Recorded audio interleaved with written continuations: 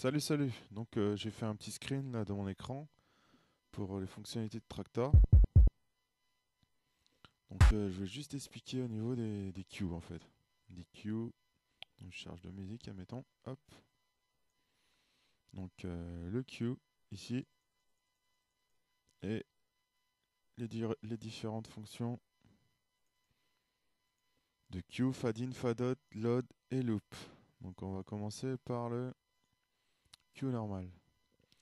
Donc pour un cue normal c'est facile. On cherche un endroit précis de la musique.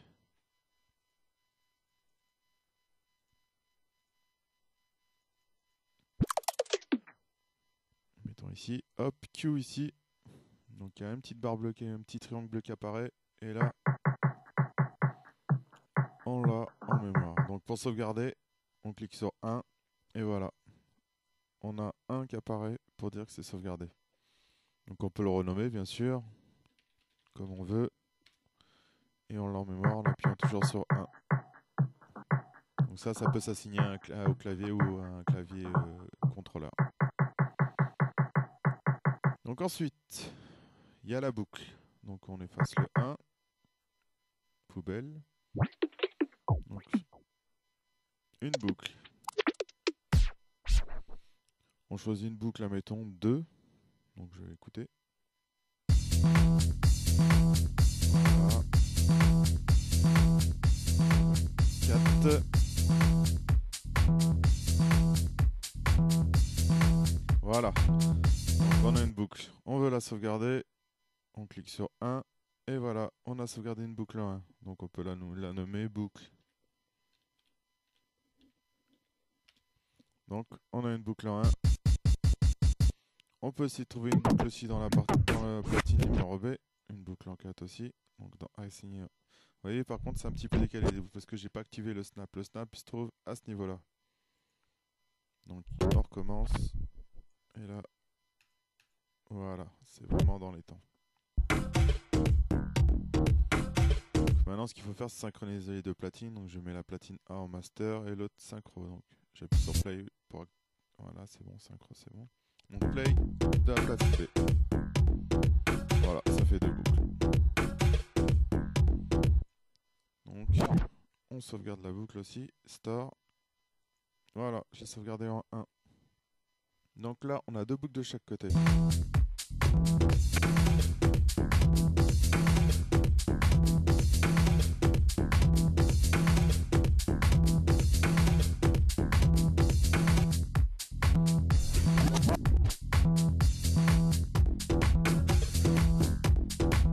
Voilà.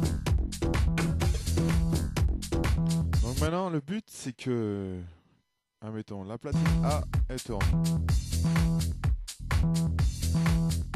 Et je voudrais qu'à un moment précis de la platine A, je l'arrête pas, mais en fait, je désactive à partir d'ici le bouton active pour continuer la lecture. Et à ce moment précis, je veux que la platine B se lance au début de ma boucle. Donc pour ça, il y a une fonction, c'est les fades. Donc pareil, dans la barre Advance, on choisit un Q. Je fais Q, hop. Et là, je le mets en fade hot, qui veut dire la sortie. Donc là, j'ai fait sans faire exprès ma boucle, c'est pas grave. C'est pas ce qui nous intéresse. Donc je store en 2 et je fais un fade hot. Je reviens dans mon 1 et je fais une boucle en 4. Donc 1, c'était une boucle. Loop, voilà. Donc le 2, c'est la sortie de ma boucle. Qui va permettre de fade hot d'aller à l'autre partie de ma partie B. On va désactiver la boucle toujours. Et je vais faire venir à partir d'ici, admettons. D'ici, voilà. Je crée un queue 1.2. Voilà. Et lui, je l'appelle fade in, l'entrée. Donc, j'ai un fade out, un fade in. Pour pouvoir utiliser les fade in, fade out dans Tractor, il faut aller dans Préférences, Loading, 1, 2, 3, 4, 5, la cinquième. Ensuite, il faut activer Active fade in, fade out marker. Voilà. Close. Donc, faut pas oublier de réactiver le bouton actif qui se trouve ici. Donc je play sur ma boucle 1. Voilà. Donc voilà, ça répète en boucle. Tant que je vais pas donner d'informations, ça va répéter. Donc ensuite, qu'est-ce qui va se passer, c'est que je vais activer sur active. Je vais l'enlever justement pour que ma musique continue. Et au moment où ça va passer le marqueur Fadot, c'est ma deuxième platine qui va se lancer au fading et qui va se mettre en boucle sur la suite de la musique. Il faut activer sur la deuxième platine le bouton actif qui s'allume. Là, on va désactiver le actif du A. Voilà. Voilà. Deuxième platine qui se lance. Et elle se met en boucle sur la partie que j'ai demandé. Donc, ce qu'on peut faire, c'est remettre la boucle, une autre boucle sur la première platine.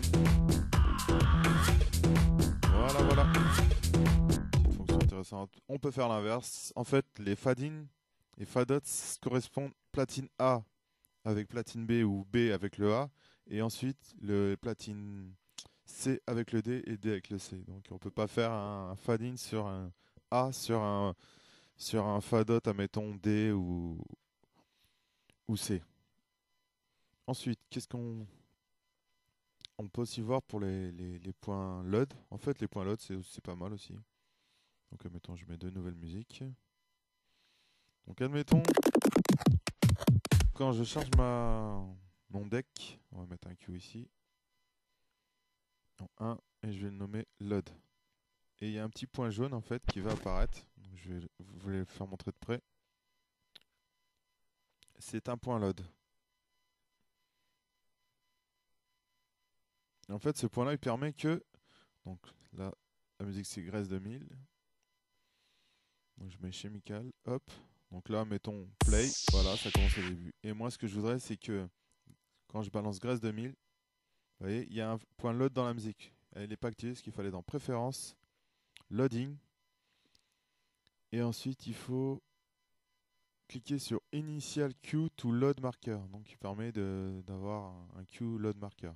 Donc on fait pareil, chemical. Et là je lance Grèce 2000 et vous allez voir que ça va commencer à l'endroit du marqueur. Voilà. Donc là si je fais play, ma musique s'est bien mis au niveau du marqueur qui permet de lancer des endroits précis des musiques.